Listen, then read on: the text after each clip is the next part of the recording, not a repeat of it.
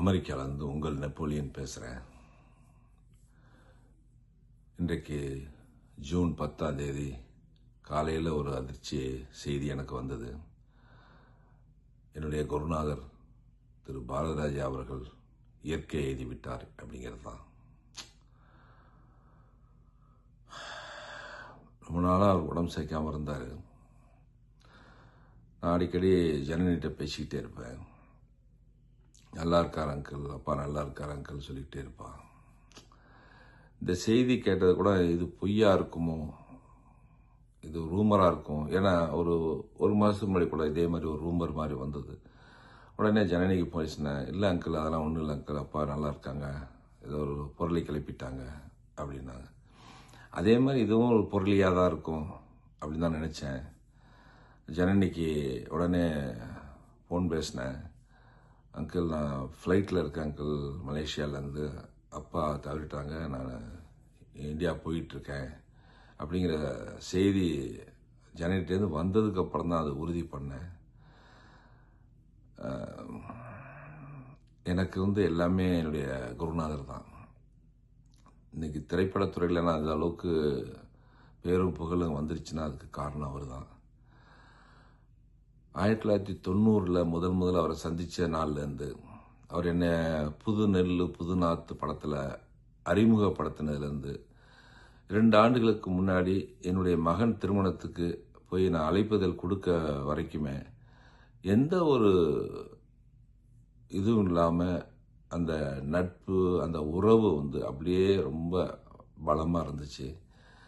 இடையில் அப்பப்போ டைரக்டர் பல விஷயங்களுக்கு பொது சேவைகள் பண்ணும்போது பொது காரியங்களில் எனக்கு அவருக்கு நிறையா கருத்து வேறுபாடு வரும். நான் ஒன்று சொல்வேன், டைரக்டர் அவனுக்கு என்னடா தெரியும் சும்மாறா அப்படிம்பாரு. நிறைய விஷயங்கள் எனக்கு கருத்து வேறுபாடு. ஆனால் டைரக்டர் என்றைக்குமே நான் விட்டு கொடுக்க மாட்டேன். அதில் இன்றைய வரைக்கும் நான் கடைப்பிடிச்சிட்டு தான் வரேன். என் லைஃப் முழுக்க அவரை நான் மறக்க மாட்டேன்.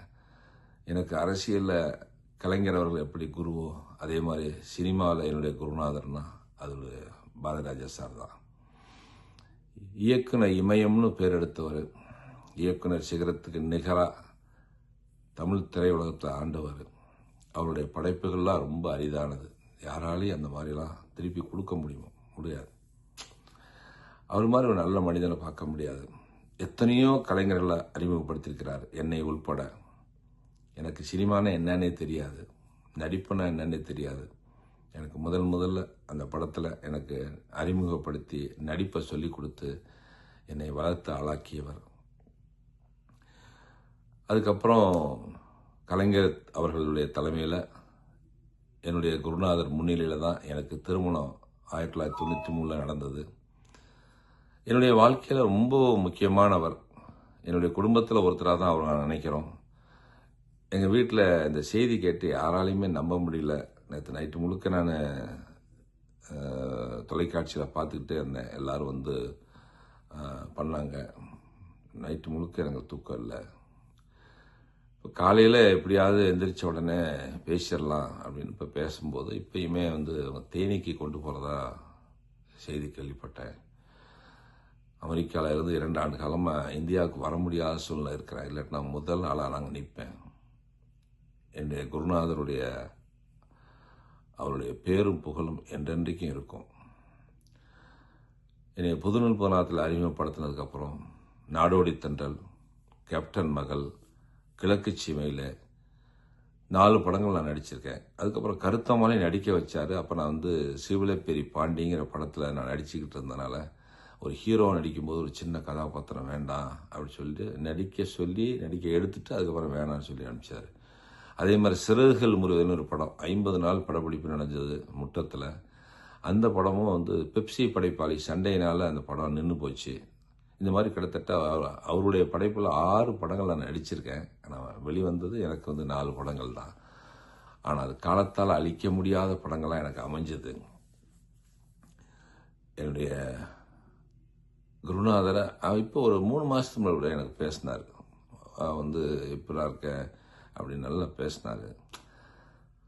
சரி, நான் அடுத்த மாதம் நான் எப்படியாவது பார்த்துடலாம், இன்னொரு 1 மாதத்தில் பார்த்துடலாங்கிற மாதிரி ஒரு முடிவு எடுத்தேன்.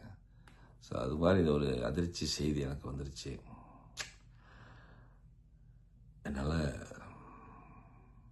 ஒரு அற்புதமான மனிதர், திரையுலகம் நமக்கு மிகப்பெரிய இழப்பை சந்திச்சுட்டு இருக்கு.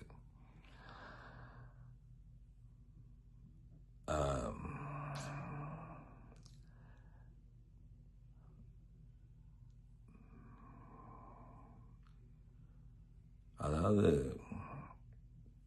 இன்னைக்கு ஒவ்வொரு கலைஞர்களும் இன்னைக்கு நாங்கள் உருவாயிருக்கோம்னா அதுக்கு முக்கிய காரணம் அவர் தான். என்றென்றைக்கு அவர் புகழ் நிலைத்து நிற்கட்டும். எங்கள் குடும்பம் சார்பாக அவருக்கு நாங்கள் கண்ணீர் அஞ்சலி செலுத்துகிறோம். எங்களுடைய ஆழ்ந்த இரங்கலை தெரிவித்துக் கொள்கிறோம், வருத்தத்தை தெரிவித்துக் கொள்கிறோம். அவருடைய குடும்பத்தாருக்கும் உற்றார் உறவினர்களுக்கும் நண்பர்களுக்கும் கோடானு கோடி உலகெங்கும் வாழும் கோடானு கோடி ரசிகர்களுக்கும் எங்களுடைய ஆழ்ந்த இரங்கலை தெரிவித்துக் கொள்கிறோம்.